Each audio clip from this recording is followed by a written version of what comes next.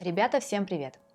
Сегодня такая неоднозначная тема, поделюсь чисто своим субъективным мнением, а вы уже сами смотрите, как хотите.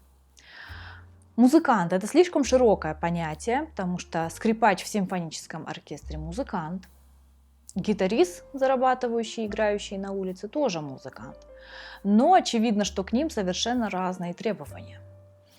Отсутствие корочки о музыкальном образовании не означает отсутствие самообразования и не говорит о том, что все музыканты без музыкального образования делали все по наитию. И так вот хорошо получалось, и так вот они всех опередили в своем развитии, тех, у кого эта корочка есть. Да, они могли не знать всей общепринятой нотной грамоты и гармонии, но для себя каждый из них прекрасно представлял, что такое тональности, как строятся аккорды, кто как работает над техникой на его конкретном инструменте и так далее и тому подобное.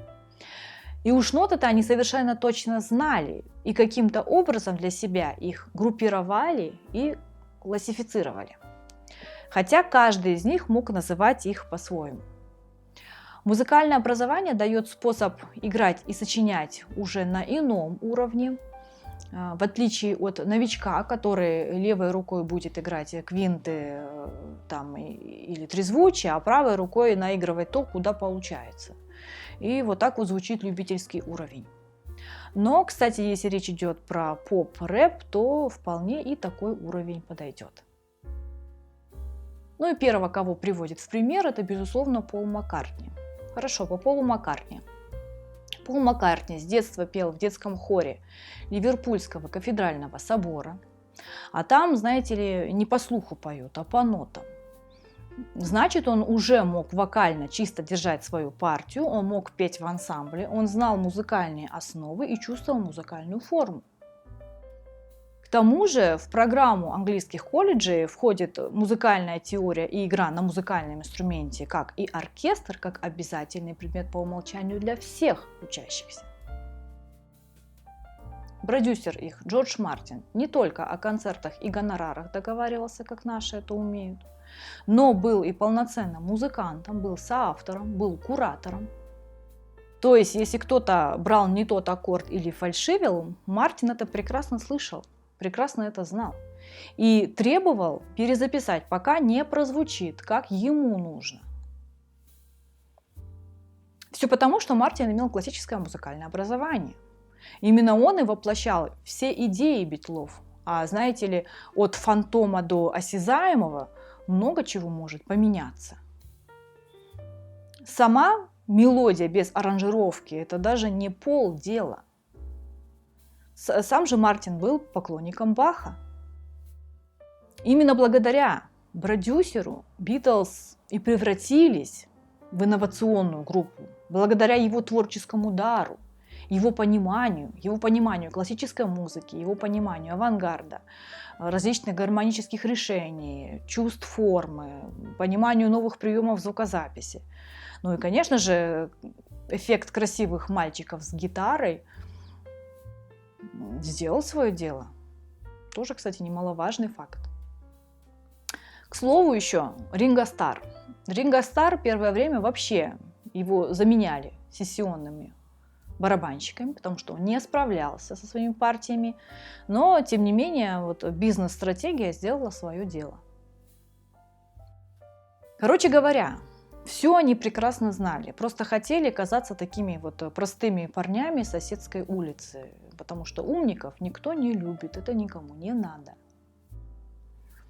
Но имейте в виду, что на одного Пола будет миллион самоучек, которые на теорию положили, пытаясь повторить, и не добились ничего.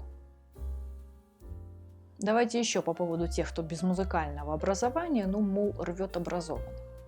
Например, Виктор Вутон, который также говорил об отсутствии официального музыкального образования и корочки и о своем незнании нот. Но если бы он ничего не знал, он бы просто не смог объяснить свою концепцию грув против нот. И он настолько грамотно нарушал эти права, что только знание этих правил и позволяло ему это совершать.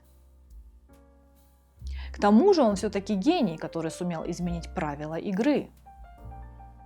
Внес много новшеств, и это только лишний раз доказывает, что только уникальные люди способны на такое. По поводу его незнания нот. Ноты он прекрасно знал. Но, как и Деннис Чемберс, они не знают их на том уровне, на котором они предъявляют эти требования к самому себе. И в своих интервью они как раз таки говорят об этом, ведь они сравнивают тоже себя с другими великими музыкантами, с которыми они поработали. Еще пример давайте. Один из лучших в мире на сегодняшний день, басист Эдриан Ферро, тоже типа не знает нот. Но он знает их лишь на том уровне, на котором знает Лири Тенур. Да, например, по сравнению с Чиком Кориа они не знают нот. Но по сравнению с лабухами из кабаков, неужели кто-то реально думает, что они не способны прочитать цифровку или обычную партию? Это что такое вообще? Ведь есть те, кто себя реально так успокаивает и распространяет это на других. Эрл Гарнер тоже из не знающих ноты, но на минуточку он родился в семье музыкантов, где и родители, и все братья и сестры умели играть на музыкальных инструментах. А он, несмотря на это, не проявлял интереса к образовательному процессу. Ему было просто интересно лишь подбирать музыку с пластинок и играть по слуху. Чем он и занимался все это время. Это называется слухач. И чему вы тут удивляетесь? Насиженным часам за инструментом за своим? Ну так повторите. Давайте дальше. Кто там у нас еще? Курт Кобейн. Еще пример, да? Ну, знаете ли, он чуть ли не в одиночку продвинул целый стиль гранж-рок. И если посмотреть его историю, то точно станет ясно, что Курт точно прошаренный чувак. Без определенного рода знаний на одних вот квинтах не выехать. А он сумел свои квинты и кварты сделать своей сильной стороной. Как, например, тот же Чик Кориа, но только во фьюжн-музыке. Самым известным, не знающим ноты, был у нас Лучано Паваротти. Ну вот такая вот закономерность. Очень бравируют своим незнанием нот, вот неважно, да, каким, это именно вокалисты. Но хочу заметить, что петь на слух все-таки гораздо легче, чем играть по слуху. Вокалисты действительно хуже музыкально образованы, чем инструменталисты, но этому есть очень простое объяснение, потому что голос в человеке просыпается позже других способностей, поэтому только в возрасте 20 лет и даже иногда позднее вокалисты начинают постигать азы. В то время как инструменталисты уже давным-давно уехали вперед, потому что они начинают заниматься музыкой в раннем возрасте. В случае вокалистов концертмейстер, разучивающий партию с певцом,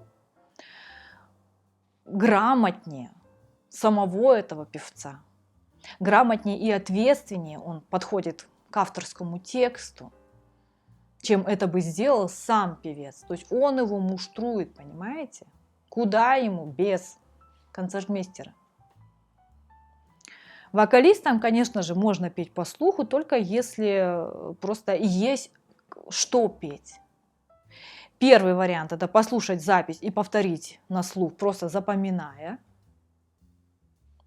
А второй вариант – попросить кого-нибудь спеть или сыграть. Ведь сам он по партитуре ни сыграть, ни спеть, ни прочитать ноту он не может.